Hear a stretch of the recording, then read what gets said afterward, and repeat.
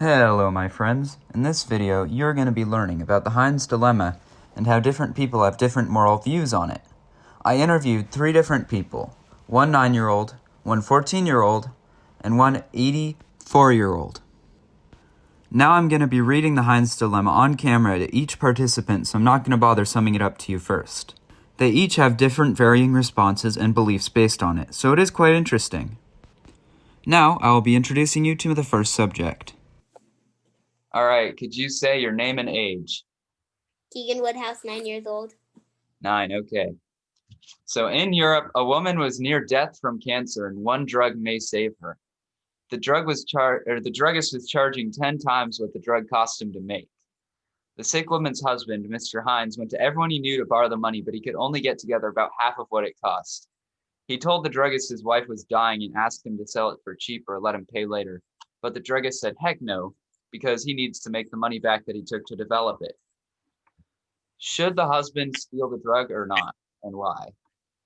Steal it so that his wife can move. All right. And what if his wife was cheating on him? Then take it back or kill her. Kill her, okay. Wait, what? Yeah, you heard that right. Steal it for his wife, which is quite kind, unless she cheats on him. Then give it back to the druggist, or kill her. Quite convenient, actually. Not only does he get closure, but he also gets the insurance money. Nonetheless, this aligns with Stage 2. Stage 2 is all about personal benefit, and since saving her if he loves her is personally beneficial, and killing her if she's cheating on him, his heart is broken and he doesn't, is also personally beneficial as he's doing it for himself.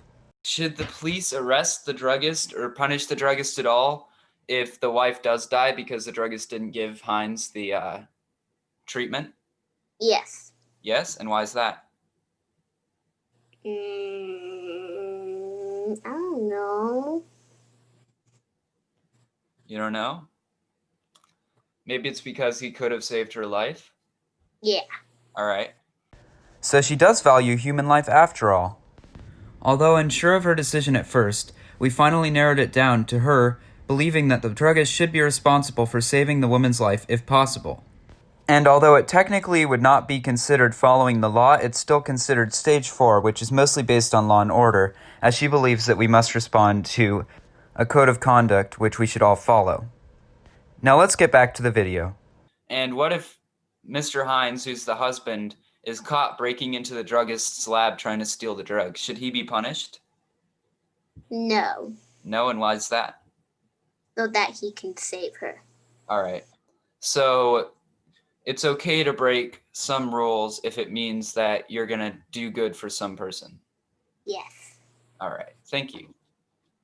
Now we end with a really good note, with Keegan going all the way to Stage 5, talking about how Heinz should not be arrested as it's okay to break some rules as long as the benefits are best in the long term. In other words, life is the exception to any sorts of rules or anything like that. Now that concludes Keegan's interview. We started off with Stage 2 with her saying steal it so the wife can live, and then her saying to kill the wife and return the drug if the wife is caught cheating. For Stage 4, she states the druggist should be punished for not saving the wife's life. And when she jumps to Stage 5, she states that Heinz should not be arrested or persecuted under the criminal system because it's okay to break some rules to save a better purpose. Now, let's move on to our next contestant. Paige Woodhouse, 14. Quick note, I'll be skipping ahead a couple minutes, as it takes me forever to explain this dang dilemma, and I explain it for each person at the beginning of their interviews. So, now that I've already explained it, here comes Paige's answer. Should the husband steal the drug and why? No, he shouldn't. He should do it the correct way, because his wife is just another person on the planet. She's not that important, just to him. She what is it? It's like when you have something valuable in your family, but it's not valuable in the real world. I don't know what that word is. Do you know what I'm talking about? Yeah. I still haven't figured out what word she meant, but I realize what she's meaning to say. What she says is that he shouldn't just steal for his own good, as he should consider that his wife is not as important to other people, and the drug maker is allowed to make his choice on what happens to his medicine that he made. This approach by Paige is a solid stage 4, as it's all about following the law no matter what, even if it affects you negatively. Now, the great thing about interviewing Paige and her saying that right off the bat is that I no longer have to ask her all those weird questions about if she'd do the same thing for a stranger. Instead, I'll move right on to what punishment should be doled out for Heinz or the drug maker. Like, should the drug maker be punished if she dies? No, because the husband couldn't afford it in the first place. All right. And what if he did decide to break into the facility and try to steal the drug, but, I mean, he obviously gets caught? Should they, arrest and charge him or not?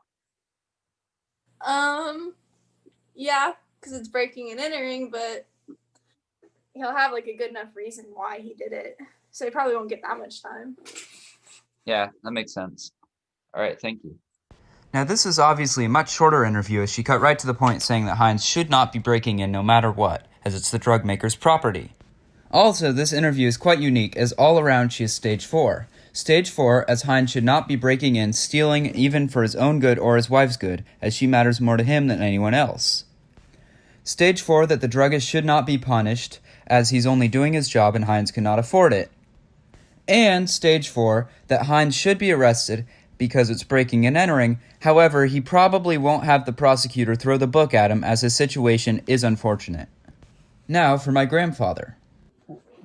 Hello, camera. My name is Peter Bank, and my age is almost ageless.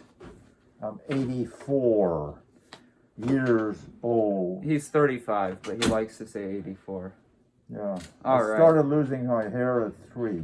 Again, I'm going to skip ahead a little bit as I take forever to read the dilemma. Should the husband, Mr. Heinz, be allowed to steal the drug, and why? Yes, he should steal the drug because his wife's life is worth the risk of him going to jail for stealing the drug.